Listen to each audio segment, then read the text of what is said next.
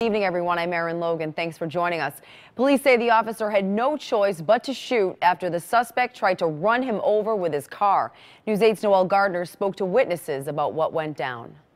Erin State Police are investigating an officer-involved shooting after an Ansonia police officer fired multiple rounds at a suspect, striking him in the torso. Officials tell me the suspect used his vehicle as a weapon. Ansonia police blocking off Olson Street between Maple and High Street Saturday afternoon after a police-involved shooting. Around 2 o'clock, police responded to a two-car vehicle crash near the Maple Street Bridge. Police say when the driver fled from the scene, they caught up with him, then removed him from the car. Seconds later, officials say the suspect assaulted the officer before getting back behind the wheel. So I got into the window and I seen the cop. He had his foot on the guy's, the front of his car, and told him don't move, he was gonna shoot. Witnesses say it was like a scene from the Wild West. Bang, bang, and then about 30 second, then another bang, yeah. Three shots. The markers behind me show where the police-involved shooting happened.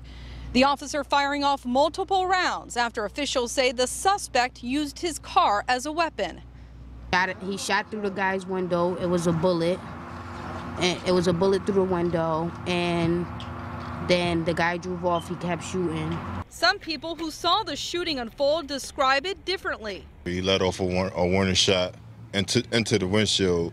After he let off the warning shot into the windshield, the driver kept driving, but he didn't hit the officer. He tried to avoid the officer, and the officer hit 2 more times. As the suspect fled the scene, witnesses tell me they saw the officer squeeze off 2 more rounds. He shot again. He shot 2 more times, and once the third time, the car sped off up the hill. The suspect, bleeding from a gunshot wound, drove to Derby, where police later caught up with him. The suspect was transported to Yale New Haven Hospital. The officer was not injured. If you have any information, you're urged to call the Ansonia Police Department. In Ansonia, Noelle Gardner, News 8.